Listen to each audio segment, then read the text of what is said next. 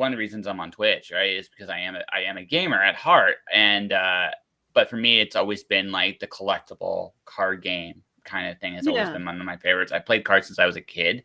Okay. Right? It's like actual like cards like Rummy and Crib and stuff like that. And it's always had a bit of a special place in my heart. And I got to play Magic, which is like, oh my gosh, it's like math, like with cool art. And that's what Magic is, really, when you break it right down. Yeah.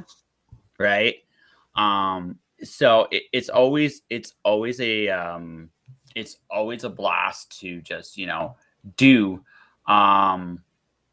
Hold on a second here. I'm advertising as we go because I'm good at this. This is I'm a professional. Don't tell anybody or something like that. I don't know. But the whole idea is, right, it's like it's quick. I can play a game, do some like exercise my brain, because it's surprising how much math actually goes into those kinds of games. Yeah. And See, then I like my husband will play. We were just talking about this with our other friend. He got into playing the Star Wars and the Star Trek, like Attack Wing and stuff like that. And for the life of me, I can't play those games very much because that takes a lot of brain power. It does. It actually does. Yeah. No, there's a lot of So Magic's an expensive game, which is why I don't really play it anymore, right?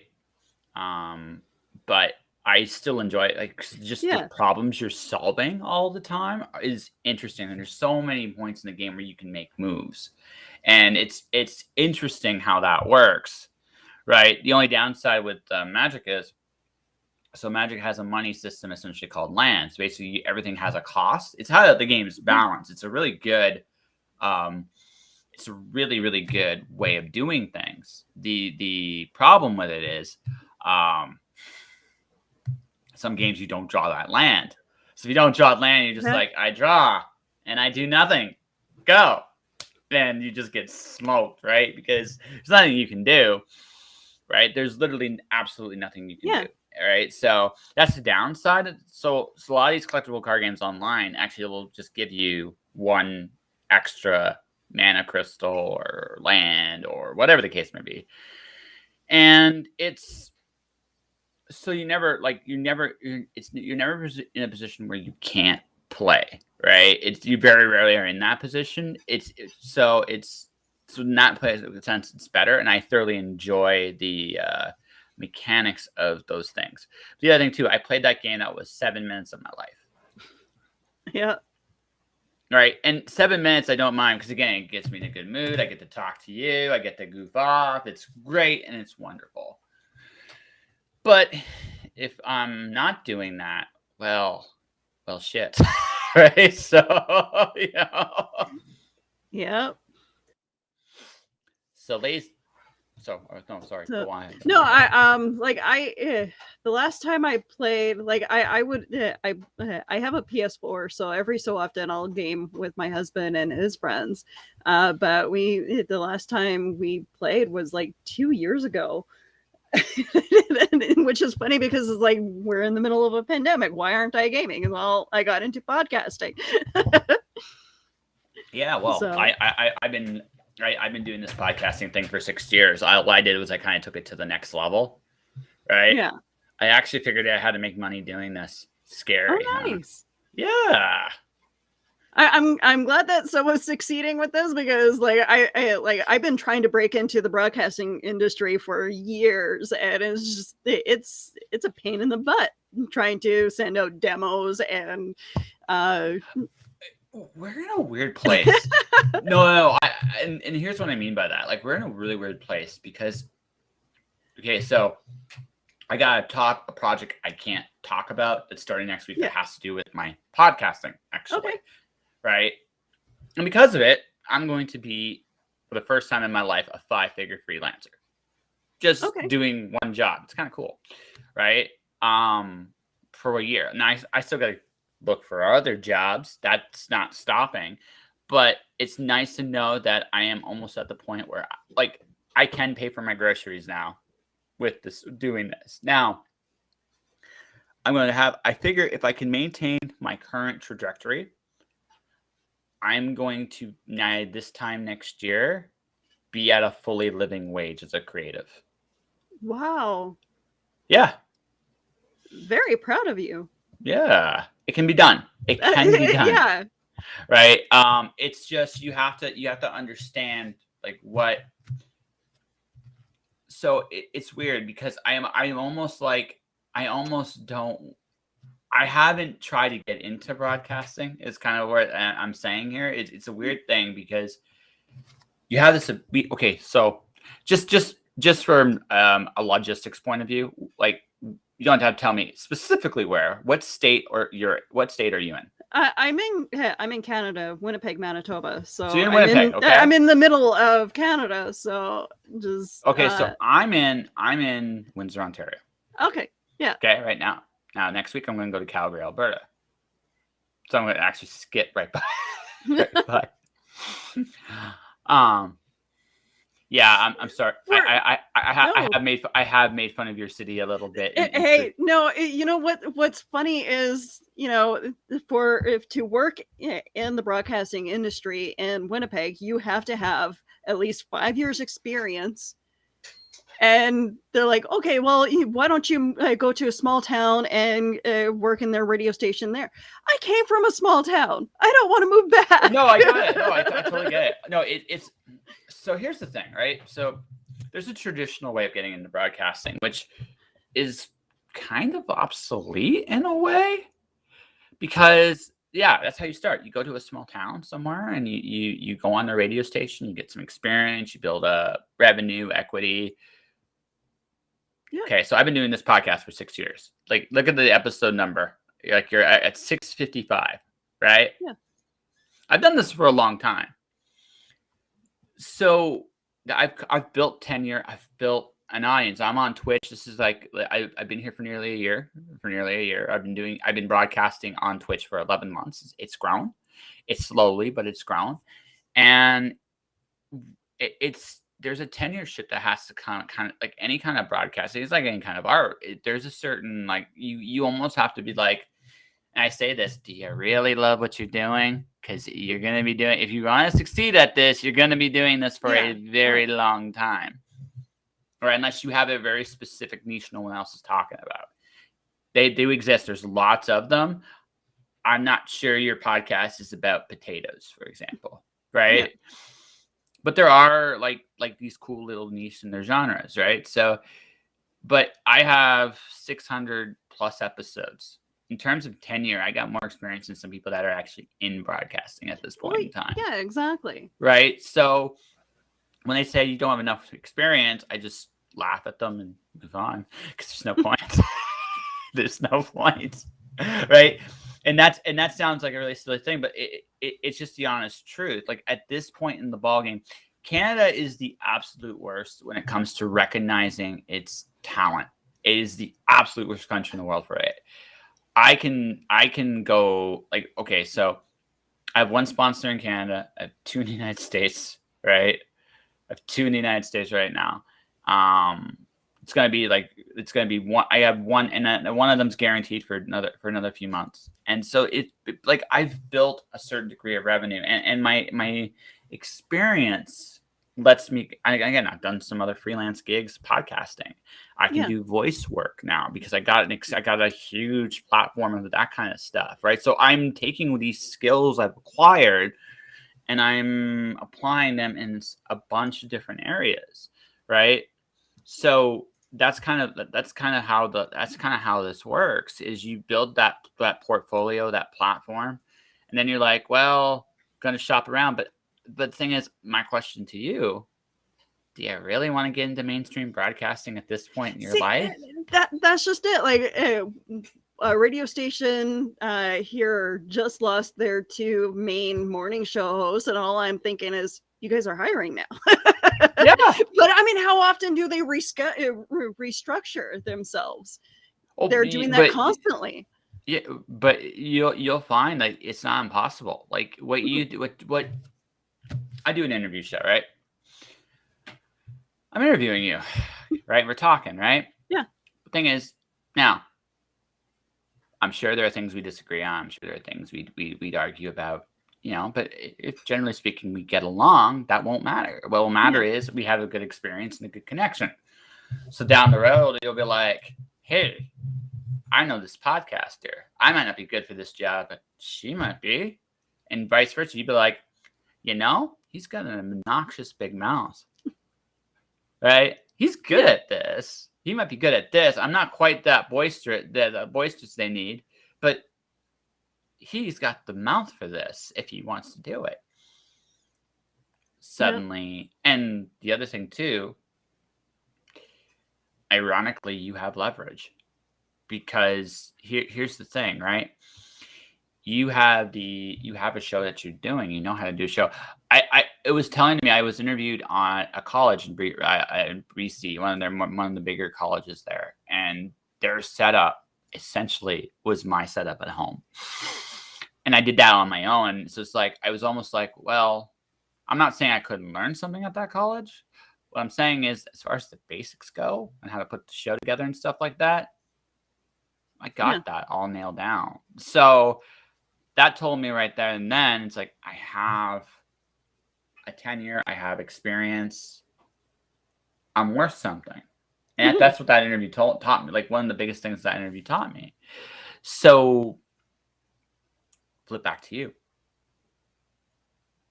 Why do you want to be a mainstream broadcaster at this point in your life? I've always been interested in radio. I like the banter back and forth between the two co-hosts, and I've always seemed like I would get along very well with working with someone else rather than doing a show by myself and talking to dead air. But I don't know. I've always been interested in learning the radio. Hey, there's nothing wrong with telling stories on the radio. I'm not knocking like the radio desires at all. What I am asking at this point in the ball game, why do you want to get on a mainstream show? What's the drive there? I like doing this podcasting stuff. That's just it. Like, do I really want to switch from doing my shows and having fun and doing the radio and being on mainstream? I'm kind of in that position right now where I'm like, no, I kind of want to see where this podcasting thing goes, and I'm not going to stop applying for mainstream jobs, but I kind of. So I'm going to ask a personal question, and we're doing just because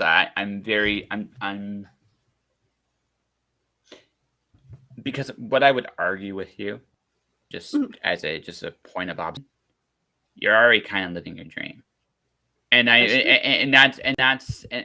this is the thing, right?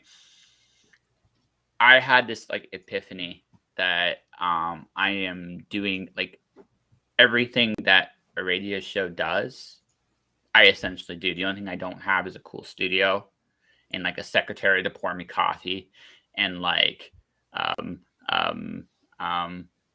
well, maybe she wouldn't pour me coffee. Maybe she just would make the coffee and say, "Serve it yourself, you lazy bum." Right? That might be more the truth. But the how do I put this? If you look at it from just the basic construct of a show, I'm kind of already doing it. So in my case, I have an audience that's solid and growing. And so I'm just wondering, right? Do I really need them? I'm getting paid for this. So, and that's it, right? That's kind of my whole spiel. And you basically run you are running your own show as well, and you have full responsibility for your show rather than having to answer for to some higher up that tells you how to do your show. So. Well, yeah, I mean, and that's so this is the personal question I'm asking for you. Are you like, because you already have a show, and we'll talk about your show in a few minutes. Are you seeking something? What can mainstream broadcasting give you that you're not doing yourself? I think it's more of, a paycheck at the end of the night, You can do that on your own too. That's true. Right. This is. No, like, you're completely. Yeah, it's true. Like, it would be nice to have like the regular, 9 to 5 job paycheck at the end of the week, and but no, like if people like me and want to see more of me, I could see this becoming my main job. Is that what you want? Like, I'm just being straight. Yeah, absolutely. I'm just being straight. Let's cut to the bullshit. This is what you want to do. I want to be in retail for the rest of my life? No. I want to give you a hug now. There.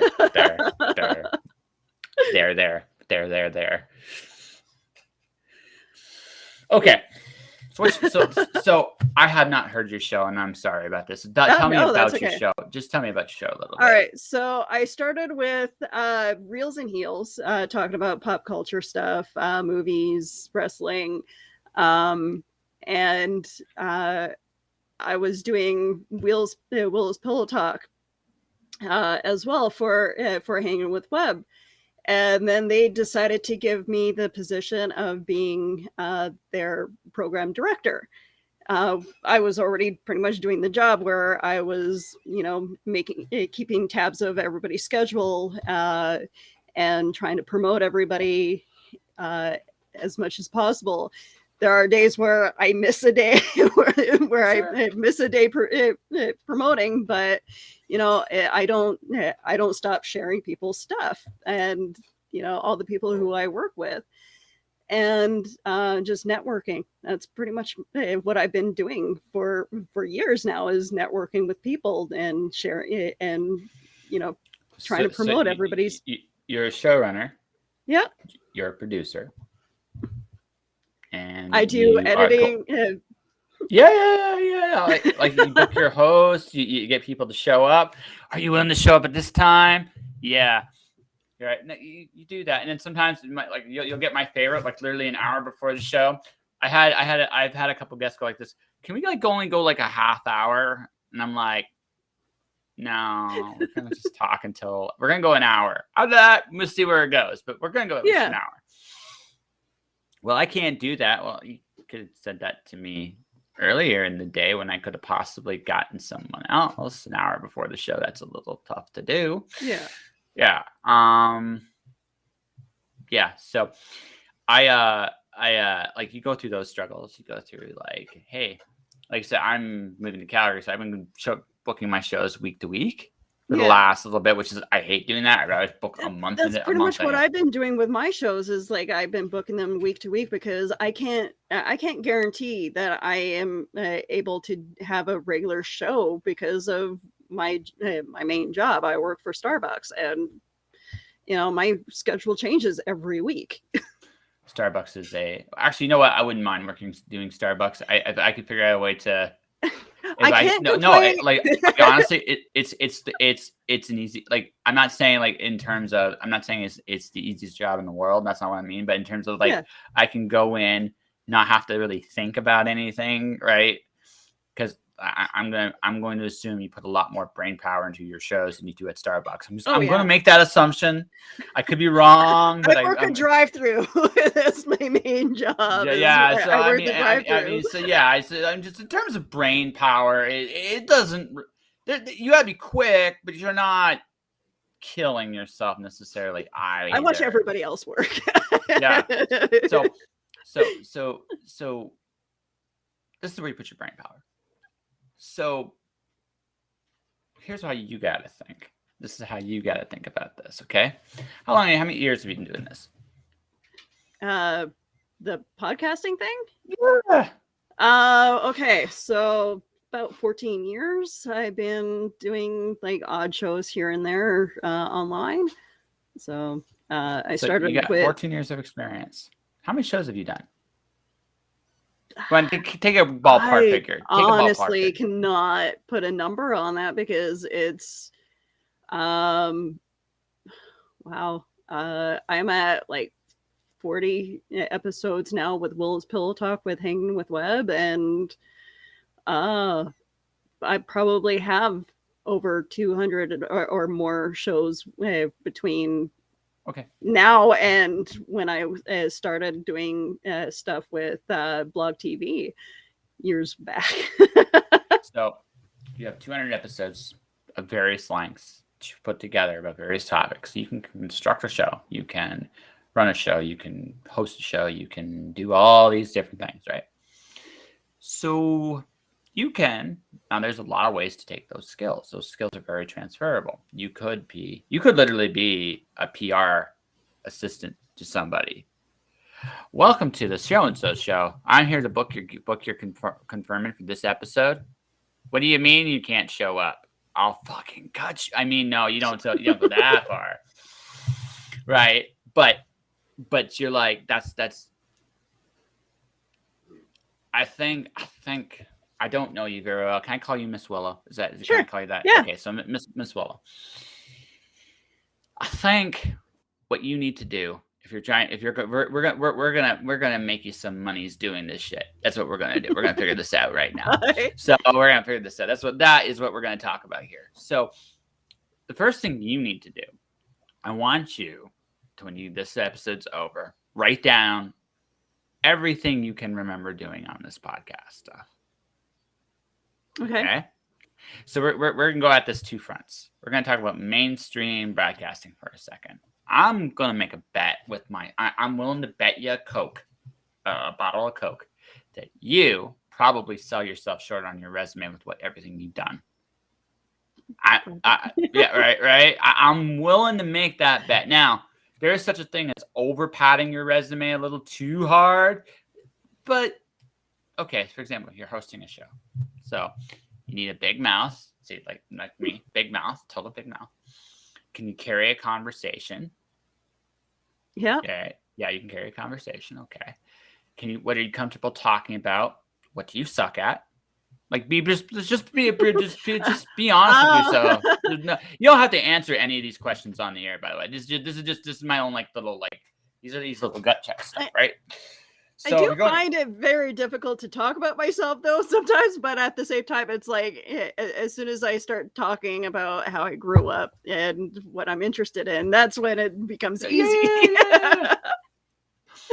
No, I see. My first impression about you, the first impression when you're talking about, I want to do this, and I just listened to you for a second, see, I have a theory why you want to get into mainstream broadcasting. I have a personal theory, right? And so we're going to go down the mainstream route first, and then we're going to talk about the not mainstream route and kind of what you focus on. Because this is almost like a bonus. We're going to do a bonus podcasting 101 episode exclusively here on Just Joshing right now. So if you want to know the good, the ways you can take these things, they're great. Because if you want to get into mainstream stuff, podcast is a good way to build a portfolio up. Absolutely. It's a wonderful way to do it. But so if you're going to do that, the first thing you need to do is all the skills you got. And there's no BSing yourself. Just write them down. I bet you when you read that list, you're going to be like, holy shit, I'm awesome. And then literally that's what you're going to say. It's like, holy shit, I'm awesome. What the fuck am I doing at Starbucks? Right? That'll be the first thing. That'll be the first thing you say. The second thing you're going to do is, and this is a piece of advice I got a long time ago. I do keep in mind when I look for work. I have 3 resumes, 3 different resumes, right? And depending on what kind of jobs I go for, I don't look for work that way anymore too much because I'm getting too old for that shit. And that's how I feel about it, is I'm too old for that shit. However, I have 3 different resumes, right? So let's say you're doing a hosting thing. So skill sets, topics you're comfortable talking about, what you're not so familiar. What are your specialties, basically? So that if those kind of shows show up, now you can obviously, this, if you're on the air, you can talk about anything as long as you do some research on the base knowledge of the topic, whatever that is. But just for the purposes of specialization, you figure out those things. And then what you do is, okay, so those morning shows that you want. Okay, so what are they talking about? Shock jocking. I feel like you probably could surprise me with how profane you could possibly get on the air. Yeah. I have a very foul mouth. That's fantastic. You're like you already. That's good. We'll see if we can get some of that out before the episode's on. Probably will. Yeah. But what you need to understand, again, it's what kind of broadcaster are you, right? Not every show fits you, right? And that's something you got to kind of make. This is the mainstream route. So figure out what kind of shows you think fit you. Look for those openings and put yourself out there.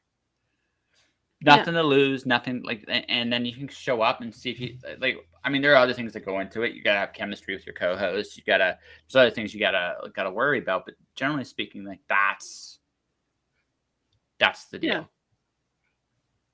Now, that's the mainstream route. And so my theory about you is this. This is my theory. So all right, let's see if you agree with this or not.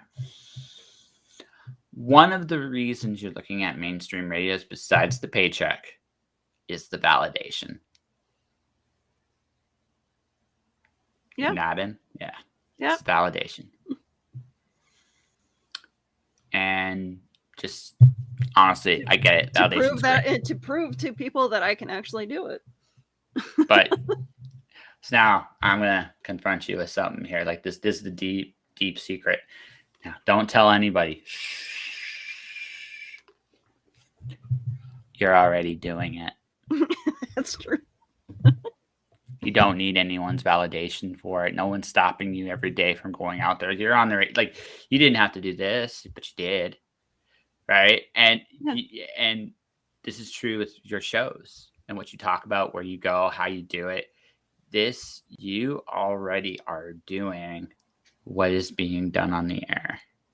And if I may be so bold to tell you, I think honestly, mainstream media, they're facing a little crisis right now, and we'll talk about that a little show. But suffice it to say, you have the ability right now to craft your own show, right, and put it out there. So I'm going to ask this: so, what is your current show like? What shows do you host and stuff? What are they about? All right. So Reels and Heels is about, we talk about wrestling, pop culture, movies, conventions. Will's Pillow Talk is more of what we're talking about, more, pretty much. Yeah. It's a range of different subjects. I do like to touch on, mental illness and how it the truth behind the person, who the person really is, it's like a no hold bar, talk freely, no censoring whatsoever. So yes, I do a lot of swearing on that. And then I do a show called Cryptic Crunch every second Sunday, which is about all cool little monsters and myths. Cryptids. Yeah. Okay. So here's the thing here's my question. So you got two ways you can go about doing this. The first is cultivating specific audiences for each show. Yeah. Which takes time. I don't know how often do your shows air? With Reels and Heels, it's every Saturday afternoon. But I do that with two other people. And so it's technically not my show. I'm just the co-host. And then with Willow's Pillow Talk, I apologize. I have a brat for a cat. Hi, brat for a cat. With Willow's Pillow Talk, it's pretty much whenever I can have a moment to do it between working and Okay. life. So Real Seals, like that's the one you're doing all the time. Yeah. That's the one. So if I were seriously consider, so a couple things.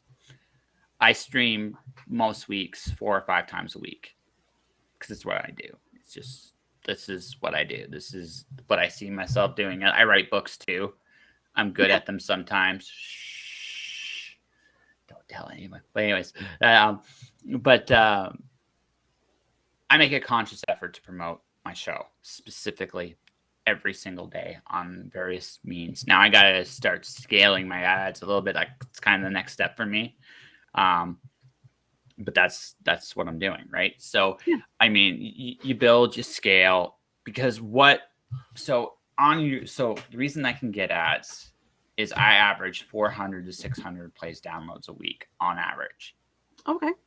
Right. Solid audience, not the biggest audience. So I can't charge what I really want to charge for them yet. But I can, but I have enough of an audience that people will listen and grow. Yeah, nothing major, nothing big, right? This is business 101. Now, if your audience is anywhere near that, you guys could actually make money on your show now, because you're like, well, here's the deal: pop culture. So I know for a fact that Winnipeg's a big book town, very big book town. Yeah.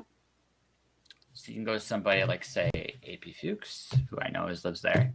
Go, hey buddy, you got a book coming out? We got this audience. We will talk about your book right here, right now, right? And do it like that, right? And for like a set amount of money, and you just have to be like me, be obnoxious enough to put your voice on the radio. Ladies and gentlemen, this podcast is sponsored by stuff and things. And if you're willing to do that, if you're actually willing to do that, it's a nice little, it's passive income. It's great, right? You do a little bit of work and it goes a long way, right? You work smarter too. Because I'm old and lazy and shit. I don't so, right? Makes sense, right? Yeah. Right? So that's one way of doing it. Patreon page. Like, okay, so we're talking wrestling. Like, for example, I love me some AEW right now. It's great stuff. WWE makes me very sad right now, but that's another. I think that's pretty much everybody's opinion on it right now. Like AEW is good. I like AEW. It's a wrestling show. It has a little bit of a WCW flavor to it, but it's actually it took the best parts of the Attitude Era and the best parts of the WCW era, and they kind of mashed them together. So it feels, and it's like, oh, this is so nice. I just watched good wrestling, and then it's a modern wrestling style. So you get to watch like these crazy. So like last night I watched the Lucha Brothers wrestle the Acclaimed, and I'm like, Ray Phoenix is amazing. Like, I've never seen half these moves before. And they are actually picking wrestlers that actually have talent rather than picking the big, muscular guys to overthrow all these. That's wrestlers. Actually so frustrating about WWE. It's not the big guys. It's like, okay, so like Keith Lee is like amazing. If you ever watch Keith Lee like in an indie show, it's like, that guy's awesome. Why isn't that guy on that show? Because if that guy was on that show, it's like, I take my money, right? Just take it, right? Right. But WWE has always been about the gimmick. And again, it's okay that he has a gimmick, but let him do that. That'll work. You can have a gimmick. I don't care. I mean, as long as it's not the Red Rooster, it's fine. Okay? That's a very old wrestling reference for anybody that's an old fan will get it, and if you don't, I tell you to YouTube it, but it doesn't, like, you'll see it and you won't understand because none of us did. But anyway, that's okay. That's neither here nor there. But here's the thing, right? We're talking about, you already do everything a broadcaster does. And And the reason you can do this, and this is like the big mainstream media crisis, technology's cheap. Yep. We are talking essentially for free. Like this microphone cost me $100. Oh, really? Okay. Wow. I bought this from Amazon for $25. Sweet. So, You're better than me. I'm a cheap ass. So. Listen, I do everything on a budget. I applaud your absolute cheap assness. It's all good. You actually illustrate my point even more. See? I live in Winnipeg. Like the majority of us are cheap. Well, yeah, I understand. I've been there. Winnipeg made me sad. I'm sorry. It's okay. It made me sad.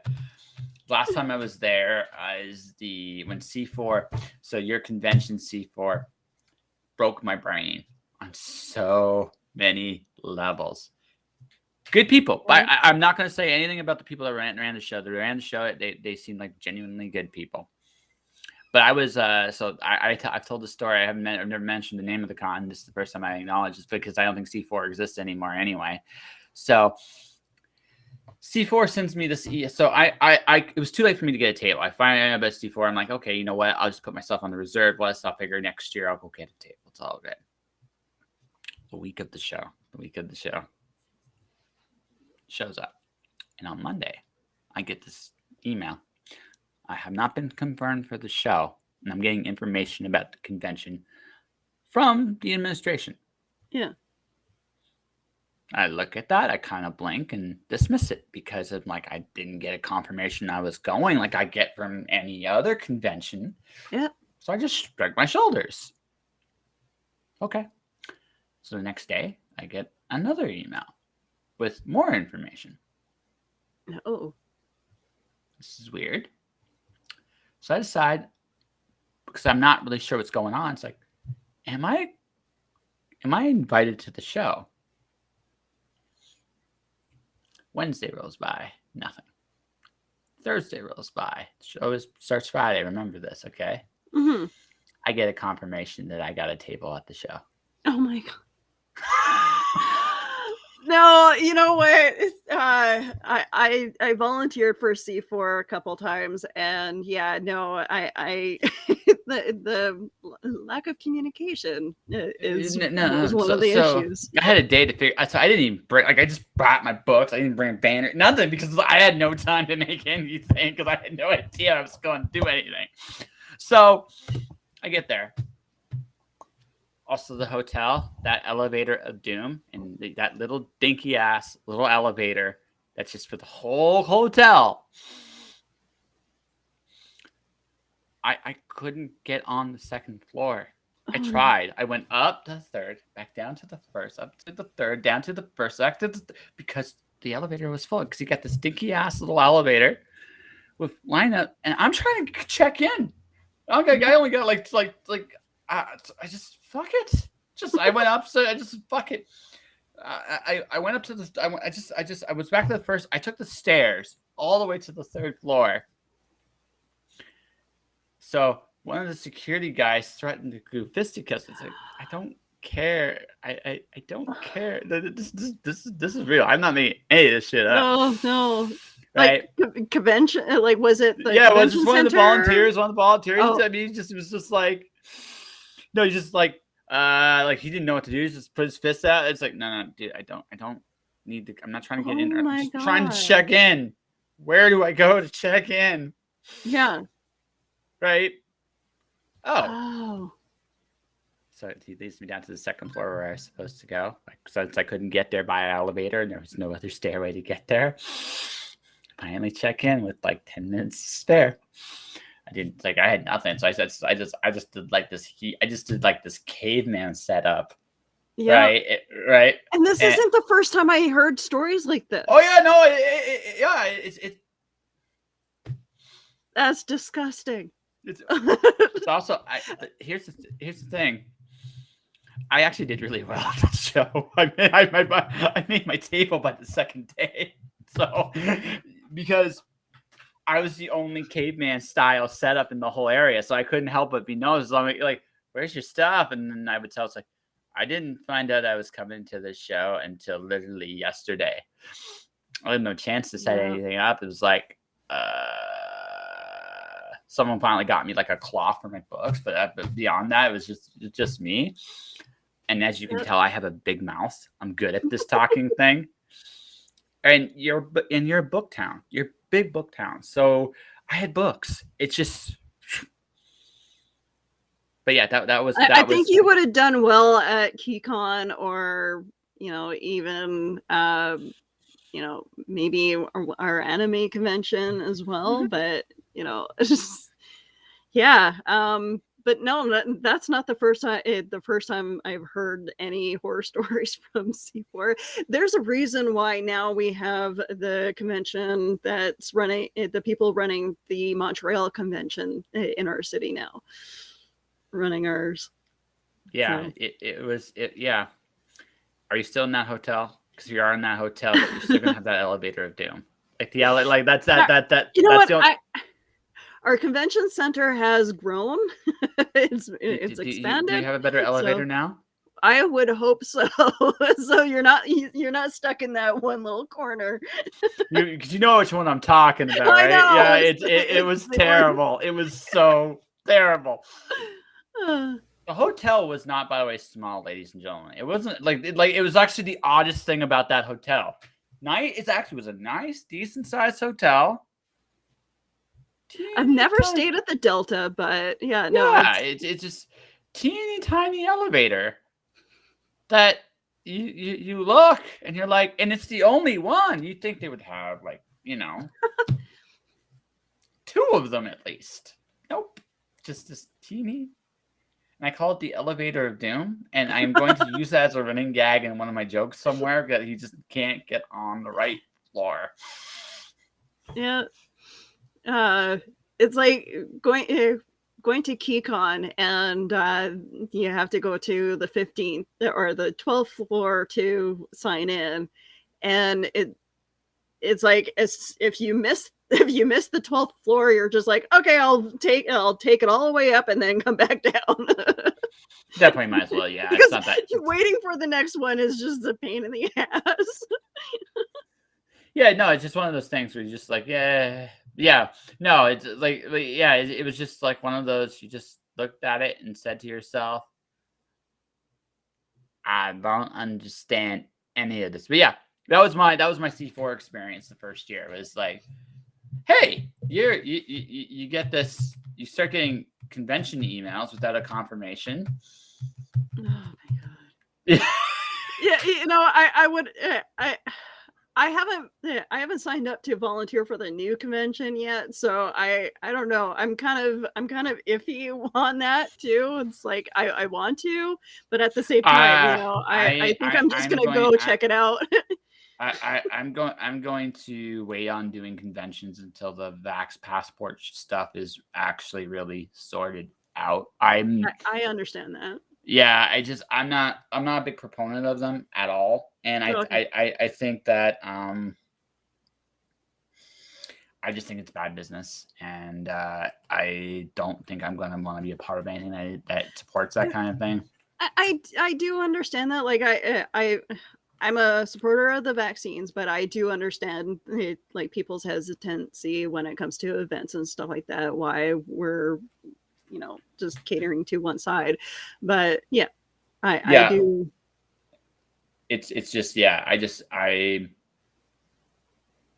just one of those things. I just can't in good conscience, as long as it's just we have antibody tests. I mean, we do, like, as long, I mean, I don't understand this, and it's one of those things where like it is what it is, but I'm like, until that resolves, I'll probably just stay away from conventions for the time being. It's just not. Yeah. I mean, it's the same thing. Like, I usually host costume photo shoots around my birthday, and I didn't do it this year. I didn't do it last year because this year I was just exhausted. I didn't want to deal with the BS from everybody wanting wanting to do the photo shoots, but not being able to join in because of our mandates. And so I'm just like, you know what? I'm just going to stay home. I'm just going to eat at home and hang out with my husband. Look, you got to do what you feel is right. Like I said, I have my own opinions about what's right, what's wrong, but at the end of the day, you got to do what. I'm not living in your shoes, like at all, right? You got to live with you. I got to live with me. And that's it, right? You got to be what you feel comfortable doing. And that's all there is to it. You know, like I said, I just you know, I very much just think that I'll just be blunt. I just think we're going really in the wrong direction, and I don't think that this is I think in the long run is going to do more harm than good. So that's just my opinion. But it's just like, because again, I'm watching what's going on in the rest of the world. It's like, it hasn't worked anywhere else well. So why are we even going down this path? It makes no sense to me. I know. And there's socials happening, like our fundraisers for things are starting to pop up again. And I really don't have I don't really have any energy to want to deal with that right now. Yeah. No, I get it. It's just like that I can't wait till those old days go back where I can, like, you know, do the awesome stuff. Like there are people I will give hugs to now, but I also I'm looking forward to the day when I can go give you a hug and you won't flinch. Yeah. Right? You won't flinch. Exactly. Right? That, and I hope they're sooner than later. Like, regardless of whatever everybody chooses to do, whatever, I don't care. But, you know, I like that important contact stuff has to be right. Like, and that's just my take. The day we don't need these, right, is the day that it's worth doing it all again. So, just my opinion. Yeah, exactly. Like I working for Starbucks, I'm in a close proximity with my coworkers, and we're constantly running into each other. Mm-hmm. I mean, I haven't gotten sick yet from any of my coworkers, but I know that there's been a flu going around, and I know my husband got sick the other day, and it's not COVID, but the thing is, I brought home the flu. But I'm just like, I want to be able to, you know, go to work without worrying that, you know, I'm going to bring something home. Well, I made my peace with that like the first week. I was still like working for Pure Later Courier in Vancouver, so I was taking 2 trains and a bus to work every day. So I like that part of it. I made peace with really quick, because the truth is, like, okay, I have really only 2 choices. I can just accept that there's a risk and accept it and move on, or I stay home, because there's no point really. The worry does not help. I get the natural inclination to be a little hesitant, but when you really sit there and think about it, worrying about it doesn't help. Like, if I make that decision to go outside, right, and because I get it because they have to work or whatever, that's fine. But the truth of the matter is, you're making the decision. So if I make that decision, I kind of accept all the risks that come with it, and that's kind of like that's just how I looked at it very early on. It's just like, if I feel to the point where I can't mentally do it, I stay home. Yeah, we have to start living with COVID, essentially. Like we live with the flu. We live with people having bad hygiene. well I think, do you know what, honestly, the 2 things I do hope stick around, this is going to sound really stupid: 7-Eleven packaging. Everything. It actually makes sense. It actually does, right? Yeah. And it's just like, they never did it prior to that, simply because they were cheap, let's be honest. But it's like, this actually makes sense. Like, I can't really say this is a bad thing. Like, that I hope stays around. The other thing I kind of hope stays around is there was a lot more leeway. I'm sick. You know, like, no one said mom about that, because really, what are you going to say? I think I'm not saying the circumstances to get to that point were the best, but the fact that we got to that point, I'd like that to stick around. Like, those are the two things, good things, I'd like to see stick around. Most of the rest of it, I could just tomorrow, if it was gone, I wouldn't miss it. But those two things, like, I'm all for like adapting with. Hey, yeah, if you're sick, wear a mask if you so wish. But I would really like to see, sanitization stick. To a point. To a point. I think this is the thing. Because I used to be a janitor and I used to clean with some of that chemical stuff that we've been doing. We honestly should scale back a bit. I'm not saying you don't clean. What I'm saying is every single time is like there's a point where everything around you kind of like zero COVID is a myth. Zero bacteria is also a myth. You're not gonna win that battle, but there's a point of diminishing returns with that as well. So you gotta, like, for example, I'm not sure every time someone's dealing with money, you need to make that switch. Maybe once an hour, like. I used to work at Tim Hortons a long time ago. What we would do is, when it was really, really, really busy, we would just serve everybody. And when it was over, we would just clean. Yeah. Right. Just common sense. You just, like, in that moment when there's a break, you clean everything up. Yeah. Right. I want to get back to that a little bit, because I think that's a saner schedule of cleaning than every little thing. Yeah. Right. That's me. Now, again, we might agree to disagree on that, but that's like one of those things. It's like, not touching people's debit cards is something that I like. Yes. Because I've had people rolled up to my window with their debit card in their mouth, and I'm just like, no, I don't want to touch that. So yeah, no, I've never seen that. I'm not gonna. I can't blame you there. Even prior to COVID, I couldn't blame you there. And even like the gift cards, like having the barcode on the back of the gift cards is nice for that. Just scanning.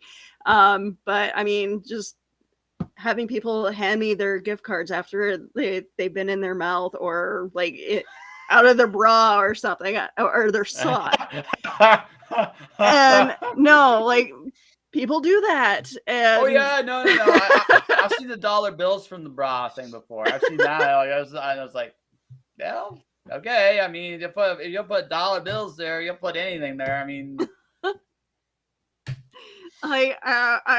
I would rather not touch any of that. But I have now because of COVID, we have these sanitizing cloths that I keep with me at all times. And anytime someone gives me their cash, I immediately, as soon as the transaction's done, I wipe my hands. So, but that's just me. But and I do wash my hands once I'm done, like the big rush that I'm dealing with. But yeah, I would like to see that continue, where we don't have to touch. Oh, and the dirty cups. People handing me cups that have been in their car for days on end, and they want me to fill it up with their coffee, and it's like, no, I don't want to touch that. No, that's fair. Like, again, there are some things for sure that could have improved. I just there's this $1 store I went into. Every time I went into, combination of the mask too, it was like between the mask and the cleaner, it was like, yeah, I might be getting high in here. Like,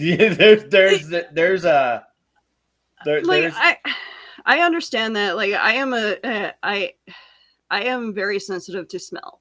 Yeah. And some sanitizers have perfume in it, and I do not use those sanitizing place like at Shoppers. They have these strong smelling sanitizers, and I can't use it. Mm-hmm. So I completely understand why people don't want to use the sanitizer that some stores have set up. Yeah, no, it's just like there's just there's we should have scaled back some of this already. Not all of it, but some of this should have been scaled back already. And the fact that I know there is a financial impetus to some of this stuff sticking around too. But when you get right down to it, like there are good things come from everything. Bad things come from everything too. I don't think anyone would disagree that I think more bad than good came from this. But I do think that I think like I'm not gonna ask what you make at Starbucks. I'm not even gonna like go there because it's not because we both know that it's about half of what you deserve. So right about that and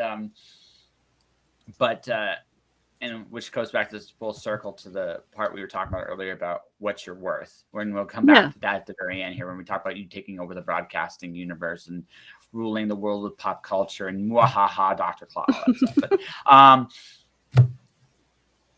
I think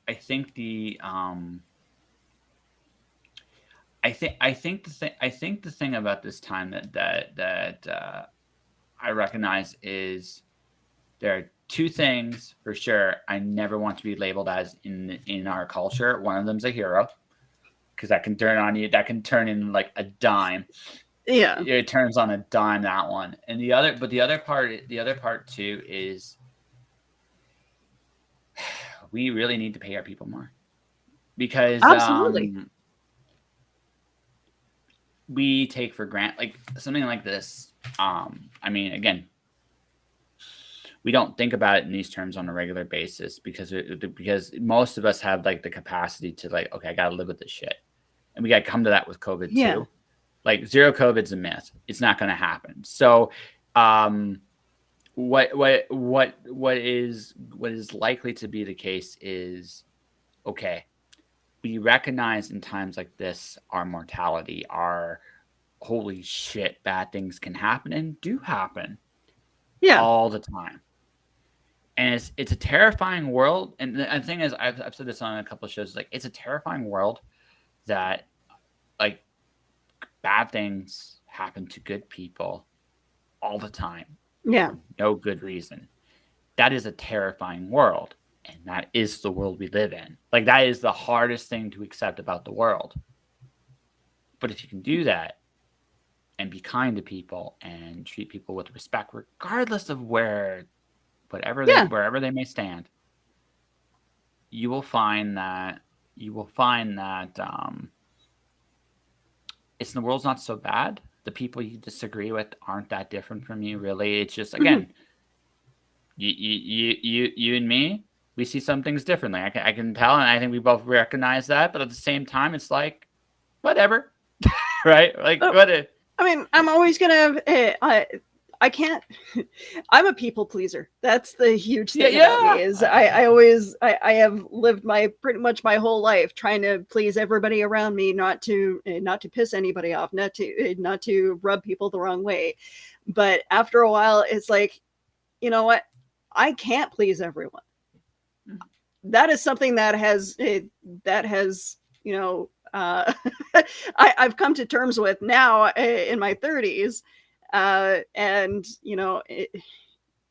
dealing with that in my teens and in my 20s was hard.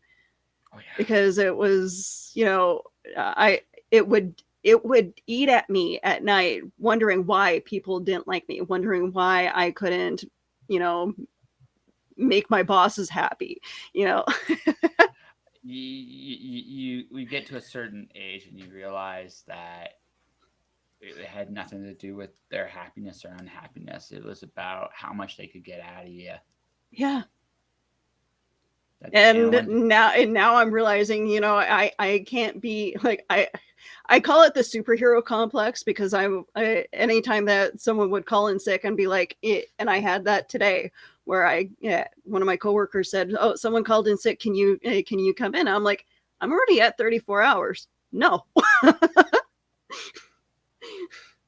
You'd be paying me overtime if I come into work today. And I'm just like, no, I can't just drop everything just to make someone else happy. I have to make myself happy. Mm-hmm. No, that's it. That's at the end of the day. That's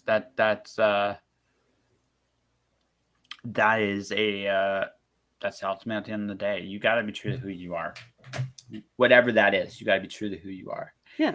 And, you know, we all go through that phase of, why don't people like me? Then you realize, you know, that's really not it. They just sense they sense that weakness, and because it is weakness. It's not. I figured something out about you. So I'm going to give you like a big, wonderful piece of advice about your broadcasting career. Because let's be honest, neither of us really give a crap about your Starbucks career, right? You're this. You got. I'm just a voice at the speaker. That's right. Welcome to Starbucks. How can I help you? And ignore the fact that my Starbucks has gin in it. No, wait, no, I won't say that on it. But I say that because they don't teach people how to find confidence in themselves. Mm-mm. You have to learn that in life somewhere along the line. I find in comparison to Canadians, by and large, don't really learn at a young age how to be. Being a little ruthless is actually good for you, a little bit, because it forces people to take you seriously. Yeah. Right. It forces people to take you seriously, and now I'm 40.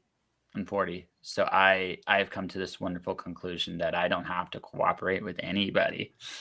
That is a wonderful, wonderful thing, because then you realize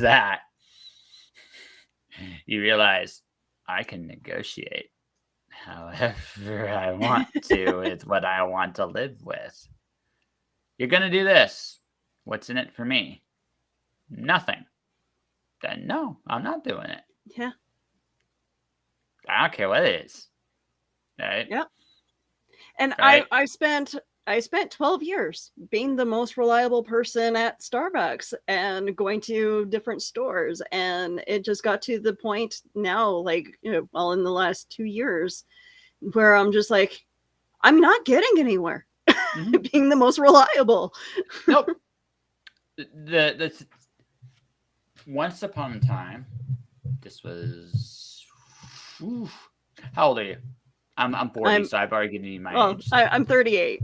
You're 38. Okay, so you're my age. So when we were kids, there was a time when working hard moved you up the system. There was a time. Yep. Somewhere, I'm going to say 1990-ish, 90-ish, somewhere in the 90s. Good people were relegated to the spots they were good at, because it's hard to replace those people. Yep. This clicked in with me around the early 2000s. When I came back from Arizona, I recognized that every job in one sense is the same, and that's the sense that if you're good at something, they're going to keep you in that spot, whatever that is. I would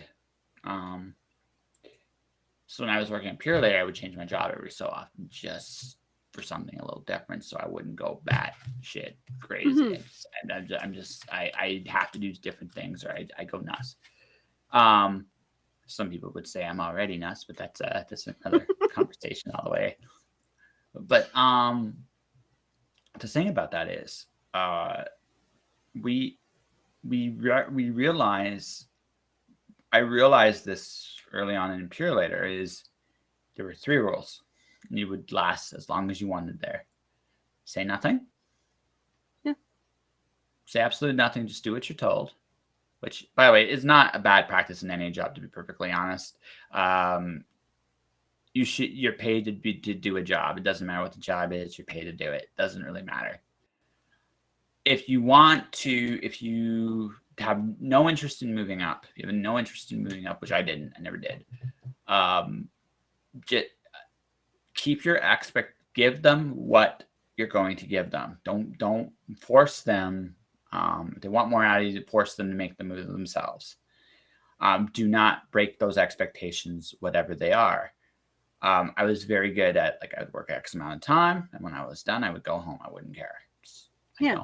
I don't. I have other things I'd rather do. Finally, so again, never go above and beyond those expectations. The fact that you became so reliable, they expected it out of you. And in the last couple of years, you probably took a big step back and they're like, what's wrong? What can we do to get you back to that point? And you're like, nothing. Nothing. Pretty much, right? Yeah. Right? Because you recognize it. And number 3, also, I mean, the truth is, as a generation, we're not going to retire. We're just not. So by the time we get there, it won't be there. It just won't. Yeah. So there's no point in worrying about that. There's no such thing as job security anymore. No, and it hasn't existed for a very, very long time. Yeah. Every job is temporary, and that's just the way it is. So you realize those 3 things. It's like, okay, so then even more now than ever before. Before, you could just be competent, and you would have a great career. That was way back in I'm sorry, I'm laughing.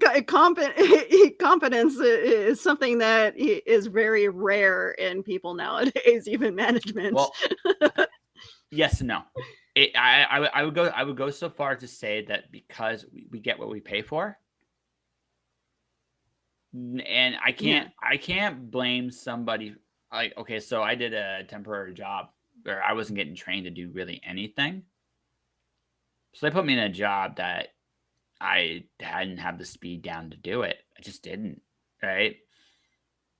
I didn't worry about it. I didn't care because I didn't care, right? Because I recognized that if they really wanted me to do a good job, especially for something like that, they would have had somebody with me to train me to do the job correctly. They didn't. Yeah. They didn't. So why would I? So why should I go out of my way to be extra competent? Young people try their hardest to do their best. When you get a little older, you sometimes realize when the game's kind of rigged, where you're rigged to fail no matter what. So there's no point in trying to. Again, just see it for what it is. Like, I'm not paid enough to worry about this. Yeah. Right. And that's it. And that's where a lot of that comes from. If I was making that job, say I was making another $5-6 an hour, I'd care a lot more. Wouldn't care fully because I'm just not wired that way anymore. But I would care a lot more. There would be a lot more consideration of effort. Again, you should be paid double what you're paid. And you're smiling, saying, but it's the truth. You should be. So absolutely. Yeah, absolutely. Right.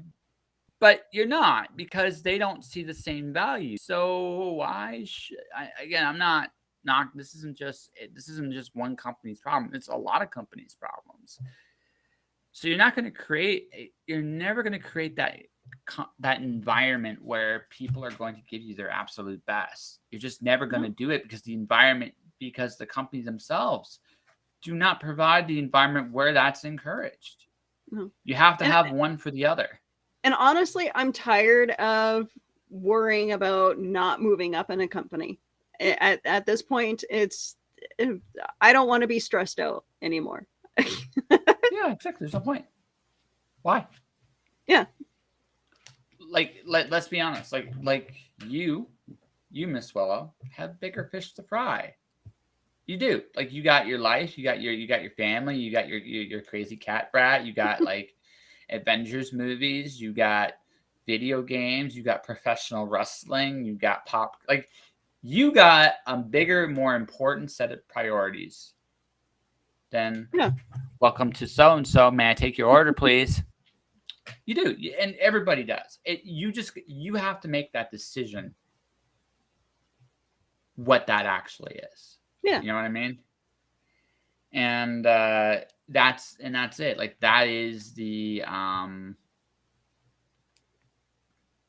that's the thing. And everybody has to come to that decision on their own, whatever that actually is. Yeah. In your case, right? In your case in particular, you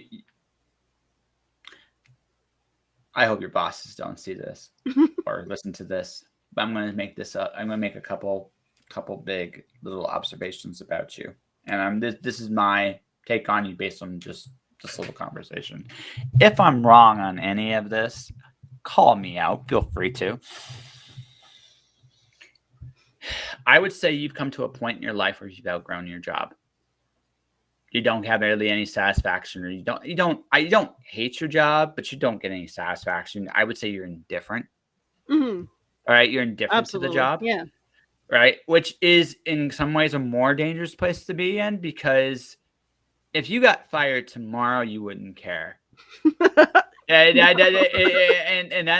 that's just an honest assessment. No, right? that's a great observation. Yeah, you wouldn't care. Because I've been there. I know what that indifference feels like, and I was making what many people would call a decent wage, and I was at that point. That it's not about the money. It's about the job and your own sense of self-worth.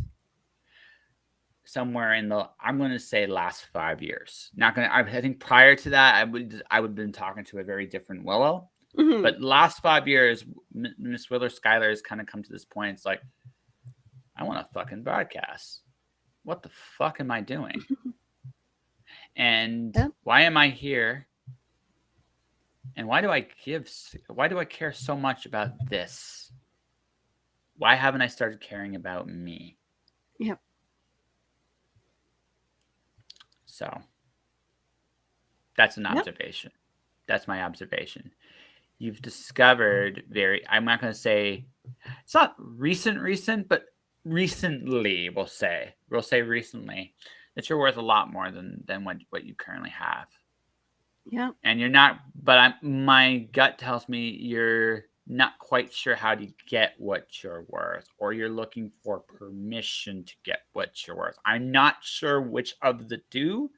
Maybe column A, a little column A, maybe a little column B, to be perfectly honest. But that's again, if I'm wrong. I think you're pretty much on the ball right now.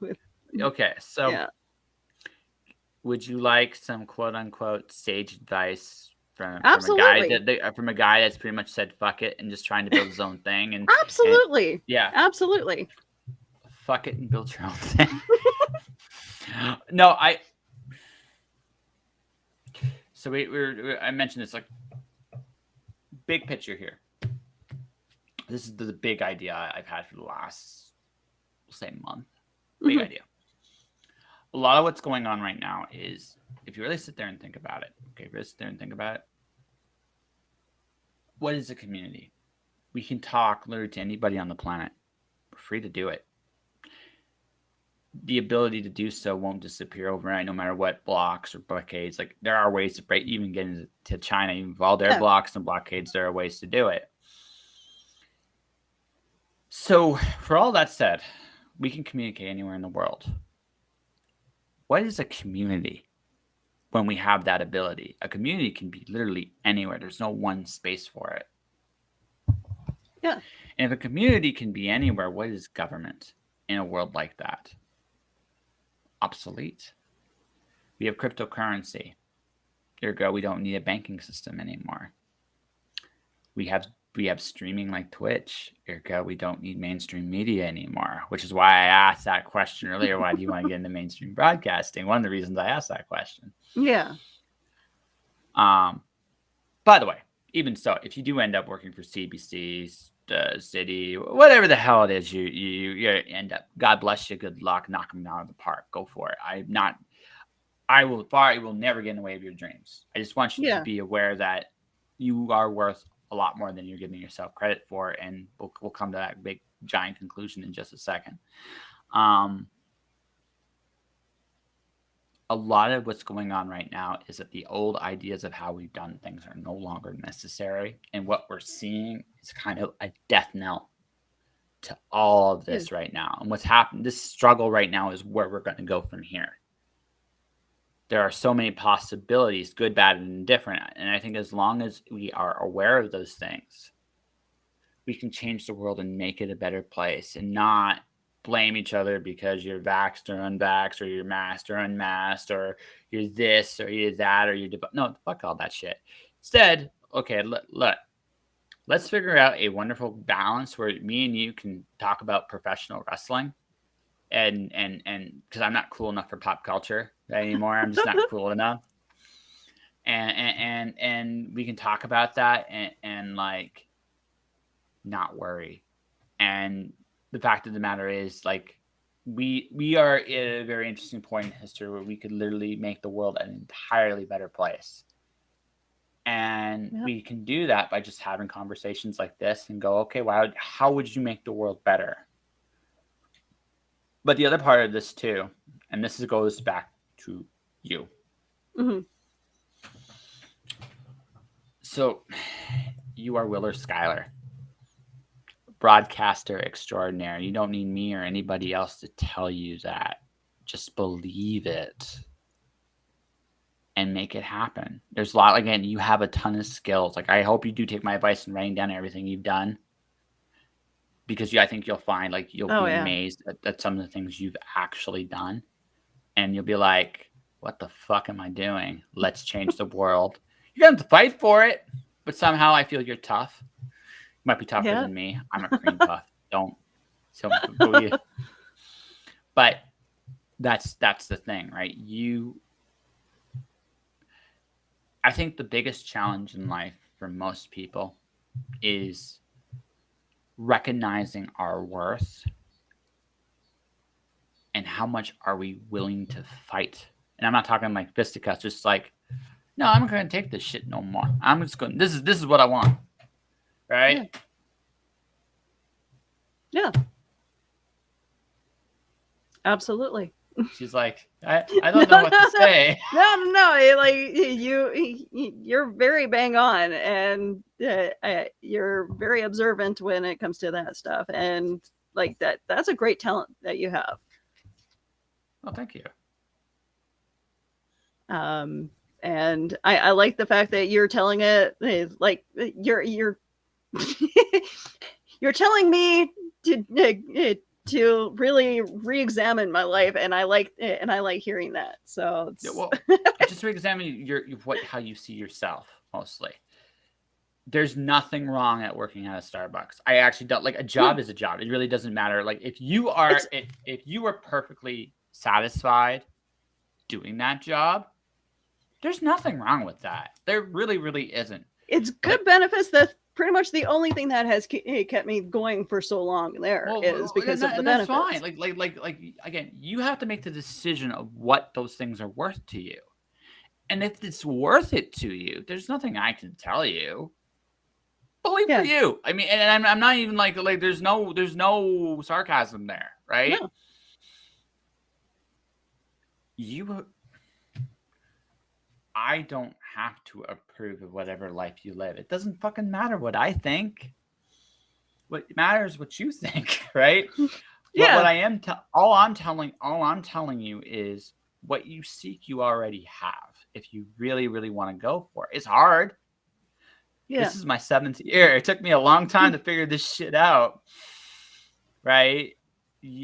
But I mean, you've been doing this a long time, and I think, at the very least, I mean, you have your own way of doing things, and you should respect that. You know what I mean? And so just, if you really want to go into it, and again, Maybe you still want to do that mainstream broadcasting. That's fine. But do it for the right reasons. Don't do it because you're looking for an approval somewhere. Fuck that. Do it because you're fucking awesome. And and I'm better than these motherfuckers on the air. And I'll prove it. Just right. I'll prove it. I don't. And listen, if you don't hire me, I'm going to still do better than they are because I am the fucking shit. And I know you actually have a little bit of that in you because you need that in you. Yeah. And I think that's where I kind of lacked it. Like, it's not so much the lacking of confidence. It's, maybe I have to let the ego out. And who's your favorite professional wrestler of all time? Bret the Hitman Hart. He's good, although he's not the best promo. Although you can still use him as an example. Mine is the Macho Man. I'm a big Randy Savage fan. I love Macho Man Randy Savage. So my favorite promo, you can find this on YouTube, is the cream always rise to the top, brother. And he showed up with like those little creamers. Yeah. So, okay, so professional wrestling is like I call it the dichotomy of sales, because seriously, what are they trying to do? Well, you know something, brother. I'm just, okay. No, that isn't Macho Man. That was Hogan. But, no, forget it. I'm not going to do the voices. This is the thing, right? You are trying to talk to people to get out of the comfort of their own homes, to come into an arena and pay for obnoxious piles of food that are worth nowhere near what they're paying for it, buy a ticket and sit down and watch you fight. Bret Hart called himself the best there is, the best there was, the best there ever will be. In terms of in the ring and everything he did in the ring, he might be right. All his stuff, even today would work. All of it. It fits him so in terms of storytelling, in terms of how he executes stuff. His style is still relevant no matter what. Like, you can look at Shawn Michaels, you can look at The Undertaker, you can look at a lot of other guys. Their stuff's good, especially for the time. But Bret's stuff in the ring is still like almost second to none. Like, he was really, really good. And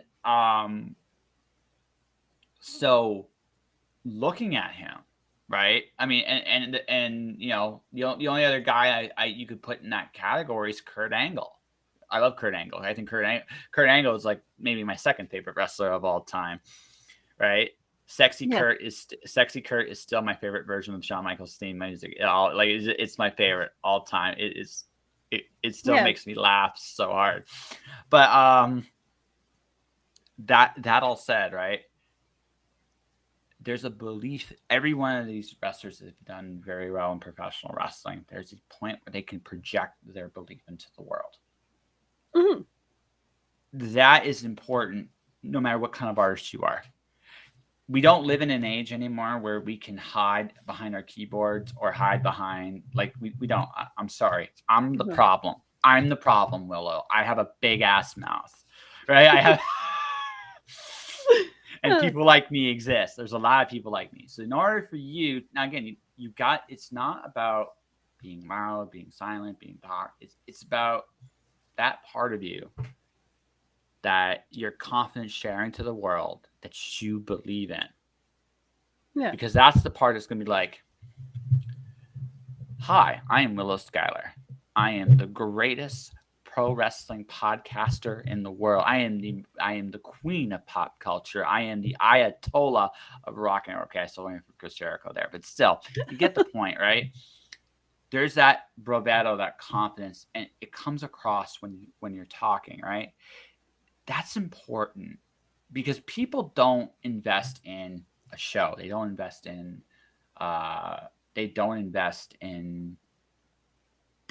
instead in people. We invest in people. Yeah. That's what we do. We don't invest in anything else. So become somebody that people can get behind and invest in. And if you do that, you will attract attention. Okay. Yeah, I'll keep that in mind. I do. I like that. Yeah. Yeah. I get to feel I'm not, again, I'm sure you got a very supportive group, but you like hearing someone from the outside telling you you're awesome. You actually enjoy that. It's it took me so long to get to that point where I actually do believe that I can be this type of person. Yeah. So it's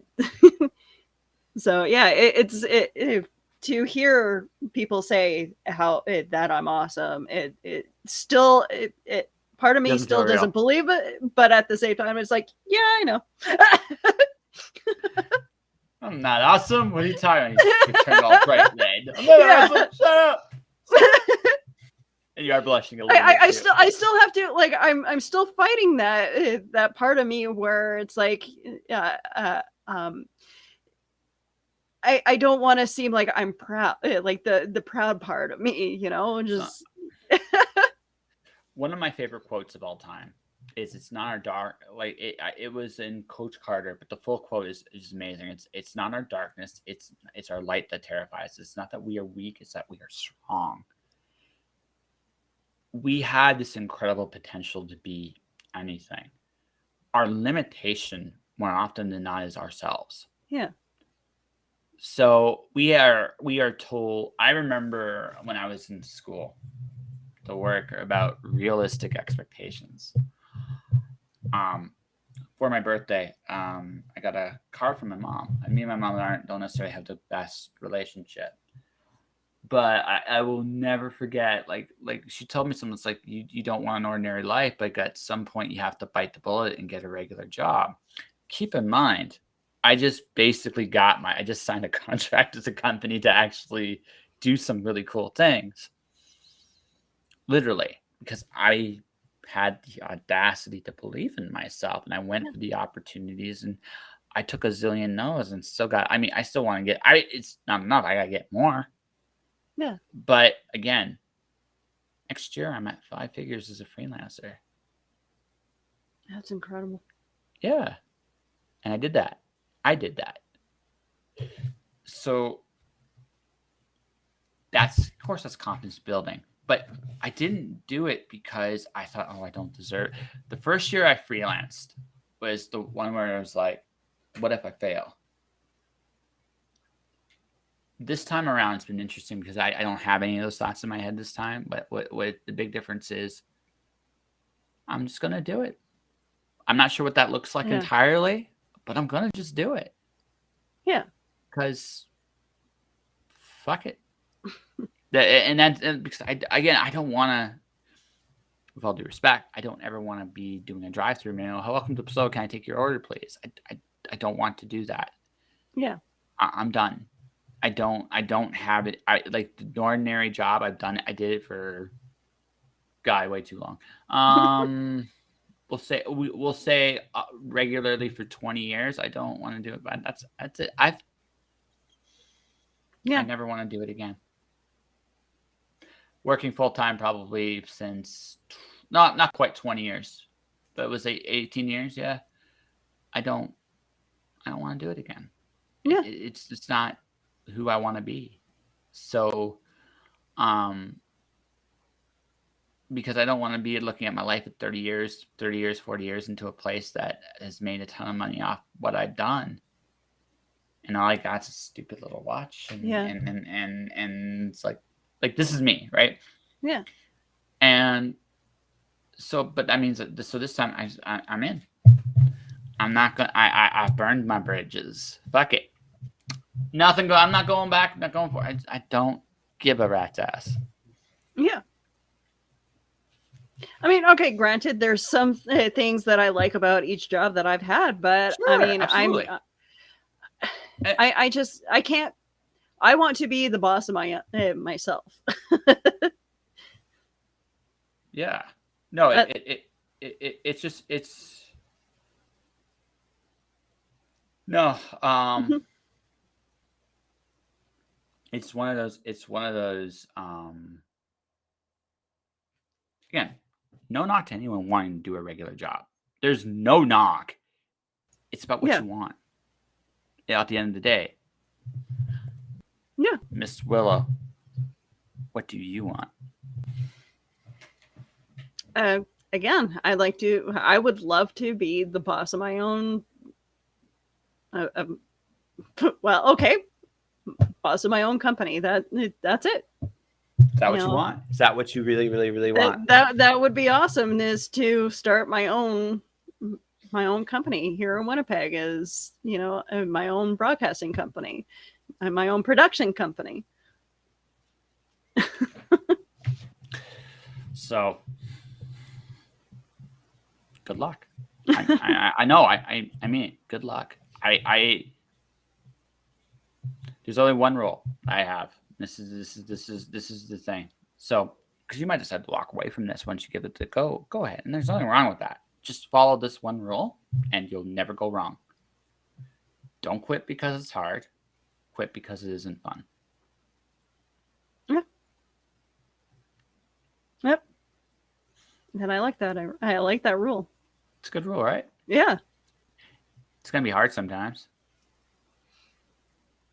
It's a fantastic rule. It's a fantastic rule, Doris. It's the most important one. Life's gonna kick you in the ass sometimes.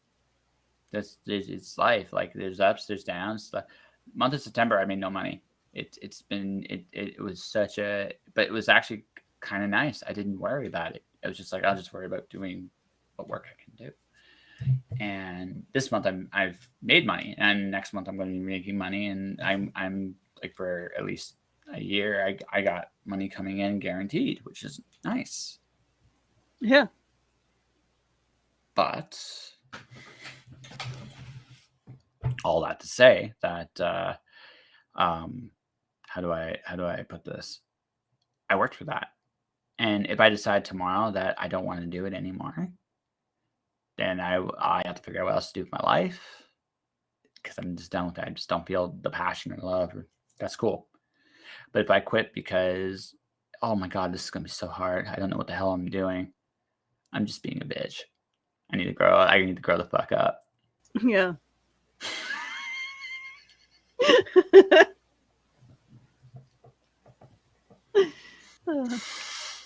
You haven't had a conversation like this in a long time.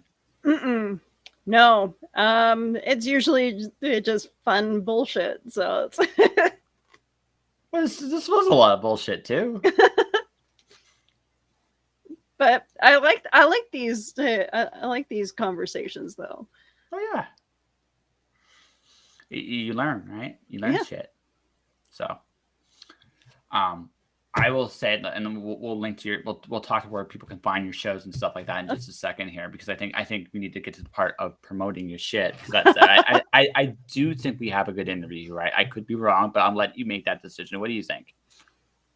Okay. Are you good with this, or do you want anything else you'd like to talk about? Is there anything you want to throw? I mean, we are here, so you might have to throw something at me. Just like, you still got me. I mean, you can throw shit back. I've thrown a lot of crap at you. You can throw some stuff back at me if you want. There's a term that kind of gets thrown out when it comes to creatives, and I don't know if you. I don't know. It's something that I don't think I've ever really struggled with myself, but for me, it's more so self-doubt. And I tend to do a lot of self-degradation. But the feeling of never fitting in, not kind of lying to yourself, feeling like you're lying to yourself, that feeling I don't ever feel like I have. And I was just wondering if that's something that you've struggled with. And I'm having a giant brain fart, and this is normal for me. It's okay.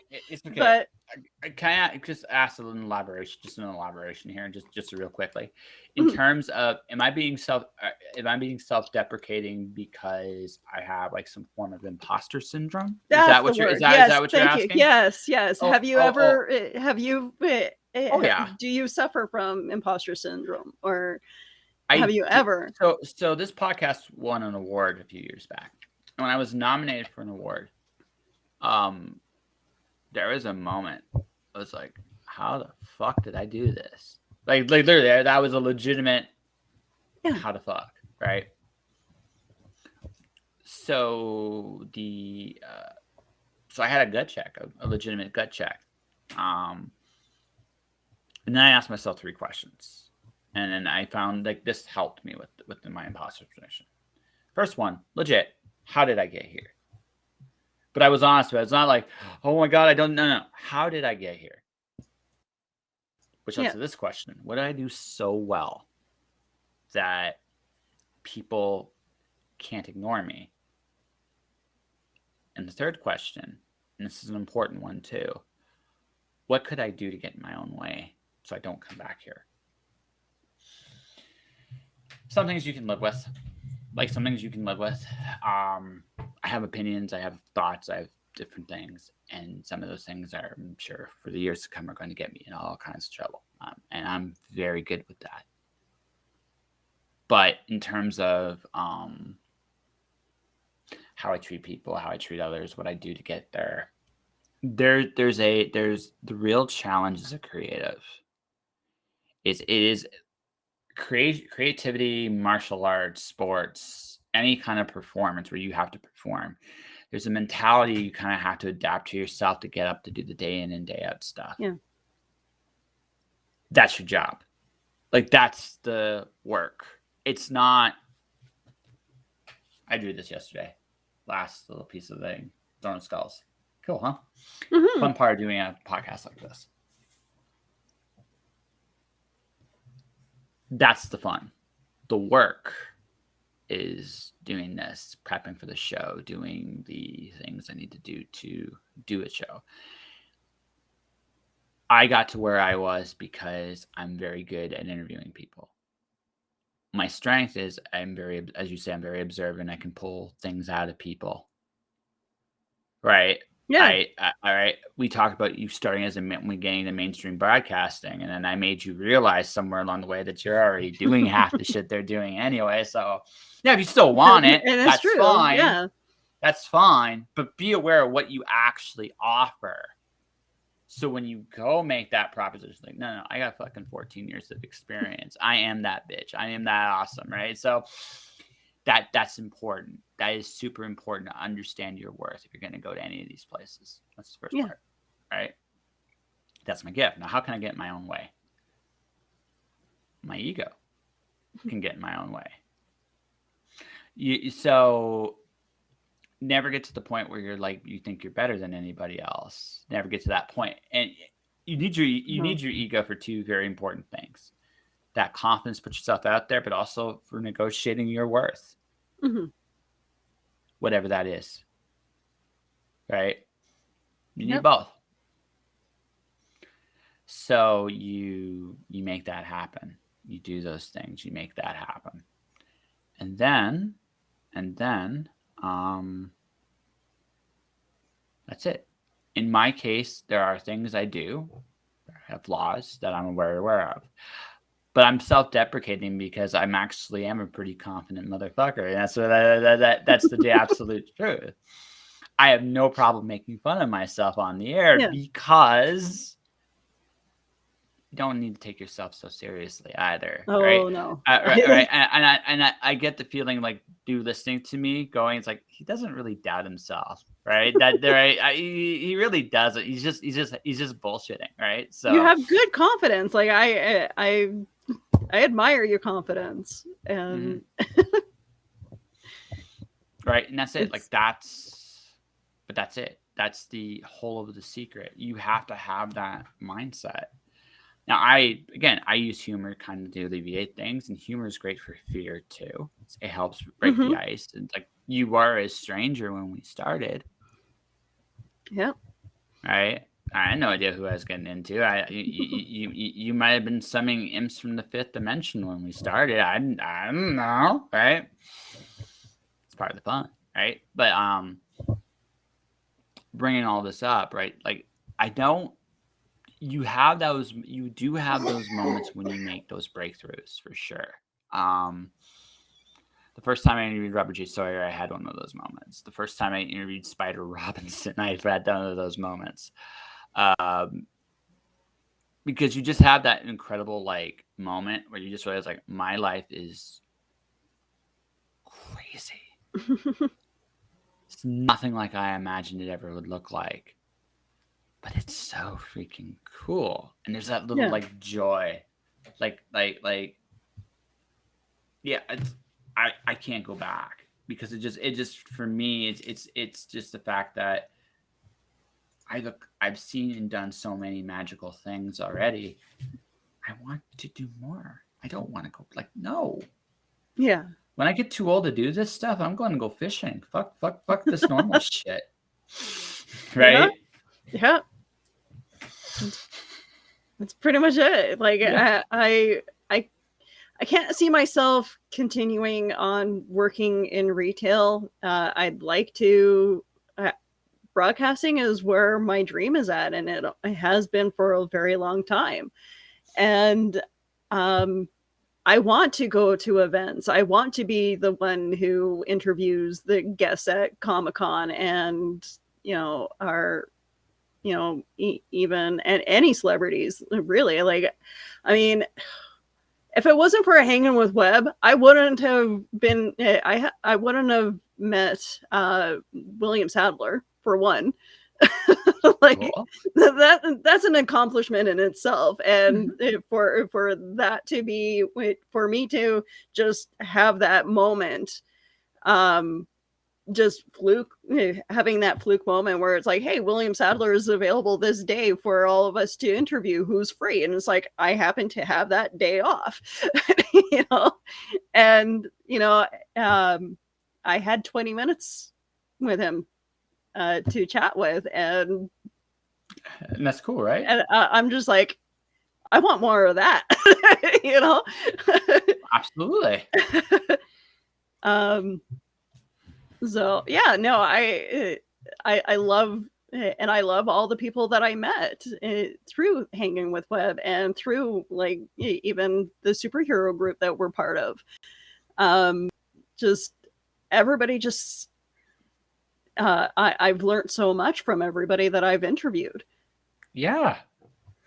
And I still do every time. Yeah. And there's still lots more that I'm wanting to learn from people, and so many more people that I want to meet. Then you go out and go meet them, right? Exactly. Go out and go meet them.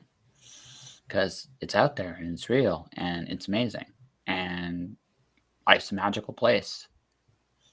And one tiny little thing I'll just give you, and then we'll wrap up and we'll talk about your shows in great detail. Okay. Never be afraid to ask. Don't. Yeah, exactly. Because the worst they can tell you is no. Exactly. And I've heard that before from people where it's like you ask how did we get William Sadler to even agree? We just asked. Mm-hmm.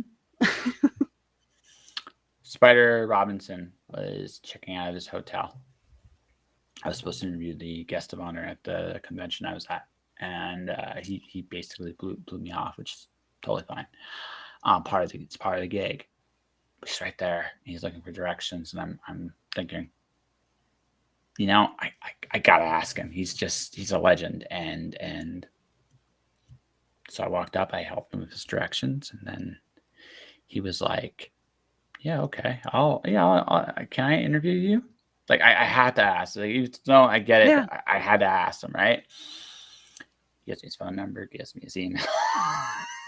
Oh my word! And then so we do a phone interview, right? He actually just had dinner at the White House. So that story he told me about having so this is when George W. Bush was president, right? Yeah. So him and Cheney and so Spider and his wife Jean were there. He had to get a tie, so he got one of those like crummy clock ties because that's the only thing he could get. Secret Service was just giving him like this evil eye the whole time because it was like it's almost like obnoxiously dumb. It's like because he had to wear a tie. He didn't have a tie. He had to wear a tie. This is all he had. That was hilarious. The fact that he literally went before Elmo to a book about children. Like this is like the most surrealist thing in my head. Like this dinner at the White House, Elmo's reading Elmo. Okay. And then he gets to go up afterwards with this obnoxious tie. It's hilarious. Then we get to talk about his wife, and I had this like really, really amazing conversation with a legend because I asked. Right? That's really the whole. There's a biblical concept: asking, you shall receive it. It's very true. You just can't be afraid to ask. Yeah. Just get to see if you can get William Sadler to come back for a little longer. Oh yeah, absolutely. Like I know he's done other people's shows, and so yeah, there is that. He does music, and not only is he a fantastic writer, actor, he's a musician. He writes. He's like super smart and just fun guy to talk to, and he's quite the storyteller. Oh, he's amazing, right? Really cool stuff, right? Mm-hmm.